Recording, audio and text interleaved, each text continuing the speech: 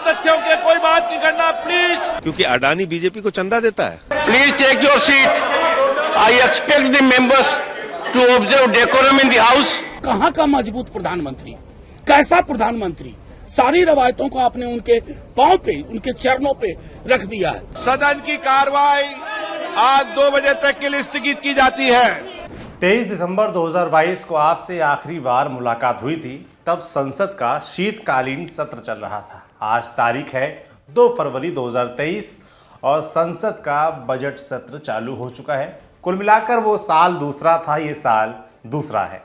आज बजट सत्र के तीसरे दिन कांग्रेस काफी एक्टिव नजर आई और संसद की कार्यवाही से पहले विपक्षी दलों के साथ बैठक कर सरकार को घेरने की रणनीति बनाई। विपक्षी दलों की ये रणनीति संसद में भी दिखी और पूरे दिन अडानी पर हिंडनबर्ग रिपोर्ट के आरोपों पर जेपीसी यानी ज्वाइंट पार्लियामेंट्री कमेटी की मांग को लेकर जमकर हंगामा हुआ।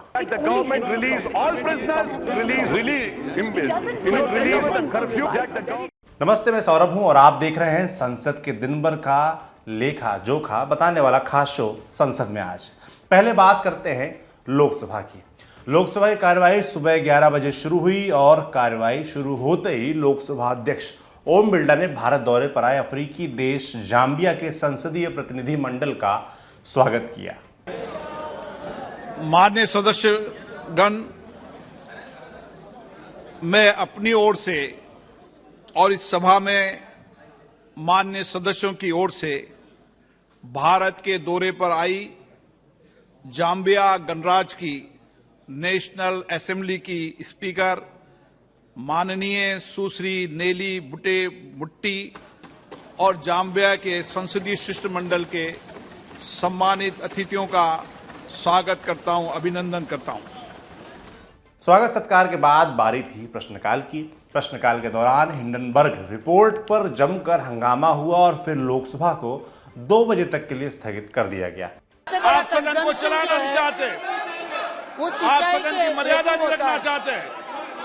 माननीय मंत्री जी ने बहुत विस्तार से अपने बुनियादी सवालों को आप उठाएं, मैं आपको पर्याप्त समय पर्याप्त अवसर दूंगा। सभी जानते हैं हमारे माननीय प्रधानमंत्री जी। नो, प्लीज जाइए अपनी सीट पर। नो, बिना तथ्यों के कोई बात नहीं करना प्लीज, जाइए अपने सदन पर जाइए। माननीय सदस्यगण, मैं पुनः आपसे आग्रह करता हूं, आप अपनी अपनी सीट पर जाकर बैठें। प्रश्नकाल महत्वपूर्ण समय होता है जब माननीय सदस्यों के प्रश्न पर सरकार से जवाब पूछते हैं, उस प्रश्नों से समस्याएं हल समाधान होती है। प्लीज जाइए अपने अपने स्थान पर। सदन की कार्रवाई आज 2 बजे तक के लिए स्थगित की जाती है। इसके बाद लोकसभा में 2 बजे की कार्यवाही सभा पटल पर रखे जाने वाले पत्रों के साथ शुरू हुई। सांसद सदन के पटल पर पत्र रख रहे थे और विपक्षी सांसद वेल में पहुंचकर अडानी मोदी सरकार को लेकर नारेबाजी कर रहे थे। हंगामे के बीच संसदीय कार्य मंत्री प्रहलाद जोशी ने विपक्षी सांसदों से चर्चा करने की अपील की। राष्ट्रपति महोदय ने हम सबको संबोधित किया है ज्वाइंट सेशन में। उसका थैंक्स गिविंग मोशन जो होता है एक महत्वपूर्ण चर्चा होता है और इसलिए मैं निवेदन करता हूं, ये पहला भाषण है माननीय राष्ट्रपति जी का, ज्वाइंट सेशन में पहला भाषण है और इसलिए मैं निवेदन करता हूं, चर्चा करो। पार्लियामेंट चर्चा के लिए है, चर्चा करो। आप एक ऑलवेज जब बजट सेशन शुरू होता है तब प्रायोरिटी रहता है, फर्स्ट प्रायोरिटी रहता है राष्ट्रपति अभिभाषण में थैंक्स गिविंग मोशन का। इसलिए मैं हाथ जोड़ के निवेदन करता हूं, कृपया चर्चा शुरू करो। हंगामे को बढ़ता देख पीठासीन अध्यक्ष राजेंद्र अग्रवाल ने लोकसभा की कार्यवाही कल सुबह 11 बजे तक के लिए स्थगित कर दी। प्लीज बैठिए, चर्चा प्रारंभ करने होने दीजिए। आपके द्वारा जो भी विषय आप उठाना चाहते हैं उसकी अनुमति होगी, चर्चा होगी। Please cooperate, please. आप अपने सभा की कार्यवाही कल शुक्रवार दिनांक 3 फरवरी 2023 को प्रातः 11 बजे तक के लिए स्थगित की जाती है। अब लोकसभा से इतर राज्यसभा में जो हुआ उसे लोकसभा का रिपीट मोड भी कह सकते हैं। राज्यसभाई कार्यवाही भी सुबह 11 बजे शुरू हुई। सदन में सबसे पहले देश के पूर्व कानून मंत्री और राज्यसभा सदस्य रहे शांति भूषण को श्रद्धांजलि दी गई। 31 जनवरी को जाने माने वकील प्रशांत भूषण के पिता शांति का निधन 97 वर्ष की उम्र में हुआ था। इसके बाद सभा पटल पर पत्र रखे गए। इस दौरान विपक्ष के कुल 9 सांसदों ने रूल 267 के तहत सदन में चर्चा के लिए बिजनेस नोटिस दिया था। इस नोटिस के तहत विपक्ष LIC, SBI, Adani Hindenburg report और पब्लिक सेक्टर बैंकों की गिरती मार्केट वैल्यू पर चर्चा करना चाहता था। नोटिस देने वालों सांसदों में सदन के नेता विपक्ष मल्लिकार्जुन खड़गे, शिवसेना की प्रियंका चतुर्वेदी और आम आदमी पार्टी के संजय सिंह का नाम शामिल था। लेकिन सभापति जगदीप धनखड़ ने सारे नोटिसों को यह कहते हुए रिजेक्ट कर दिया कि नोटिस ऑर्डर में नहीं थे। I have carefully gone through all the notices received. I find they are not in order, as none of the notices fulfills the requirements that is expressly mandated in Rule 267. In such a helpless situation, I am unable to accede to the same. They are declined.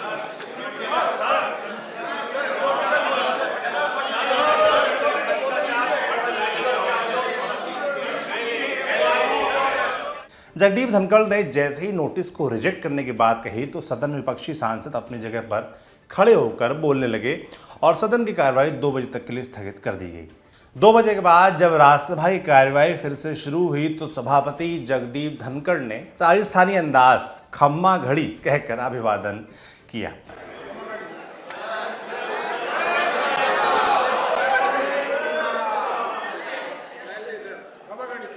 And those, no one is a backbencher here. Salutations to all.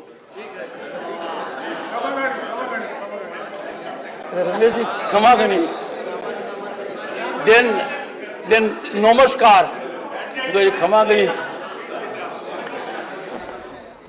Rajya Sabha में budget सत्र आगे बढ़ता लेकिन विपक्षी सांसद बीच में ही Hindenburg report पर हंगामा करने लगे और राज्यसभा को कल तक यानी 3 फरवरी की सुबह 11 बजे तक के लिए स्थगित कर दिया गया।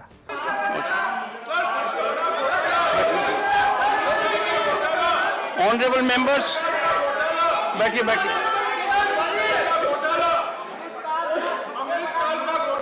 Honorable members, 1 second, please. Take your seat.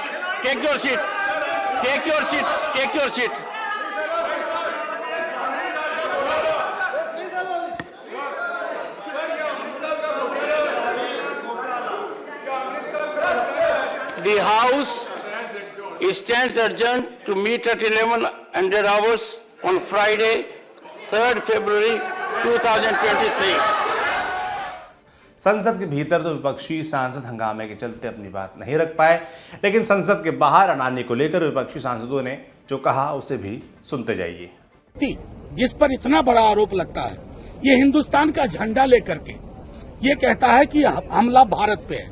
मुझे नहीं पता कब एक उद्योगपति भारतवर्ष का पर्याय हो जाता है। अगर ये हालात हो गए हैं कि क्रोनी पूंजी के समक्ष सरकार ने आत्मसमर्पण कर दिया है, तो कहाँ का मजबूत प्रधानमंत्री, कैसा प्रधानमंत्री?